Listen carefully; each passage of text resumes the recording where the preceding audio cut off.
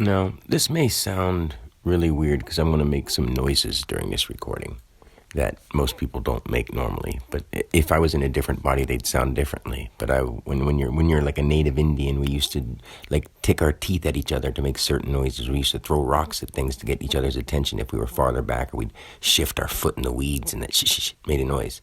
So every time we did something with our foot, threw a rock against a wall, threw a rock against something, hit something with a stick, it made an echo, and that echo collects moisture as its sound wave moves, even more invisible than the eye.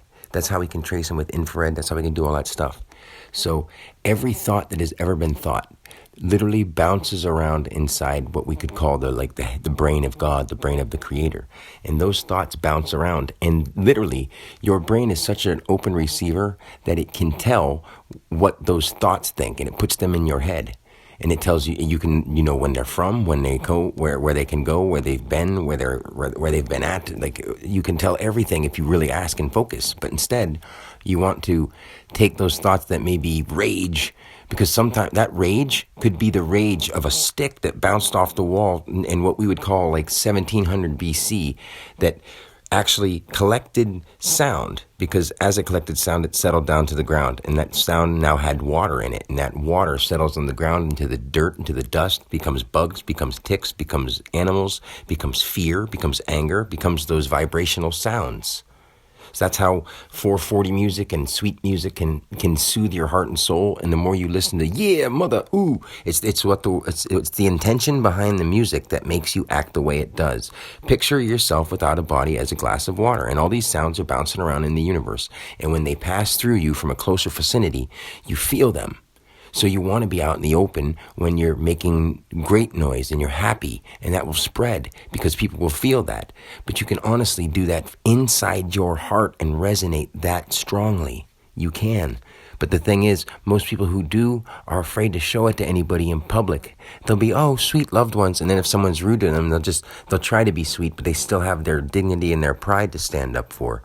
But it's not like that. Like, if somebody wants to cause you pain to your body, it's like, go ahead and slug me down and stab me, dude. I'm trying to help you be a better human being. And right now, if you're willing to do that to me, you're showing everybody and yourself that you're not a very good human being. And that's just because these vibrations that have been echoing since the beginning of time from our ancestors, ampcestors,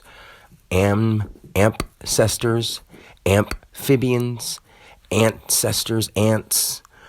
We have all kinds of different things. We say the Anunnaki, then we have Bukkake, and we have stuff like that. And it sounds so stupid. But what's weird is, where do you think those sounds came from?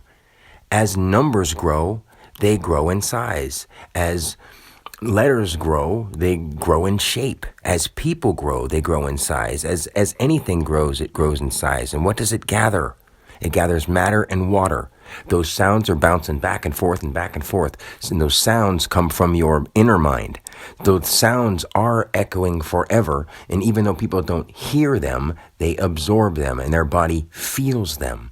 And I know that because when I speak against the wall and I see my dust and my air coming out of my mouth when I talk, I walk into it and I feel like I'm smoking marijuana, because I haven't had to smoke any marijuana. But the vibrations in my mist, the vibrations in the water that I'm breathing out, that I see, is a pattern of pleasure. It literally is. Why do you think you feel good when someone speaks soothingly to you? Because not only does it feel good as the vibration that you feel directly from them, but it feels good from the vibration from their voice box. So when someone really means what they're saying, you can tell if you're open enough to receive it. But at the same time, you have little cells in your body that are holding all the mini echoes between their cell walls, bouncing back and forth, being like, I'm angry, I'm angry, I'm angry. Let me out, let me out. Every cell of your body, you're cellular walking water. So it's bouncing around inside your cells and you're going, oh man, what the hell? I'm just feeling so bad. I got a pain down here and I got a pain over there. And a lot of that stuff comes from what you're echoing in your brain throughout your cells that your blood carries through that water. And that water echoes across to all your cells, echoes across to everything in your body, and you go, what the hell am I feeling this way for? Oh, I hate the way I feel, and it just keeps echoing. So you have to just stop it and be like, I don't feel anything right now. I'm going to leave my body, I'm going to let it repair.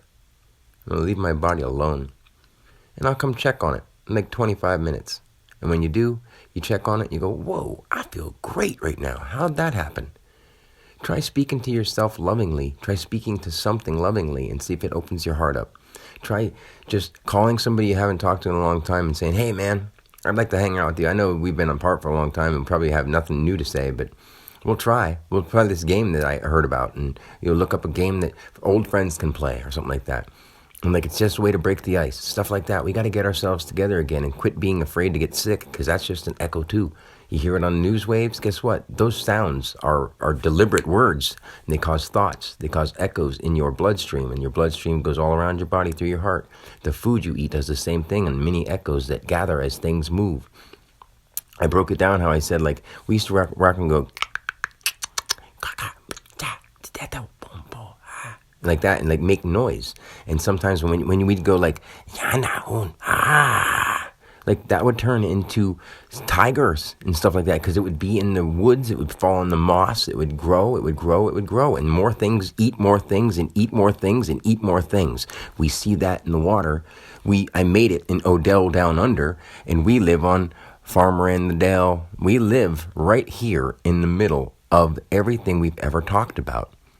And it'll keep coming around in circles as long as we keep our minds clear of violence and wanting people to get hurt and wanting the world to end, or fearing it so much that everyone's going to get hurt, or fearing it so much that you're under someone's powerful threats of authority. Like, once you stop fearing it in your mind and you carry it with you and speak about it because you are love, those echoes will carry to people close to you. They will follow in the air. They will land on the ground around you. Listen, I know it's silly, but that's how it all started, and that's where it's at now.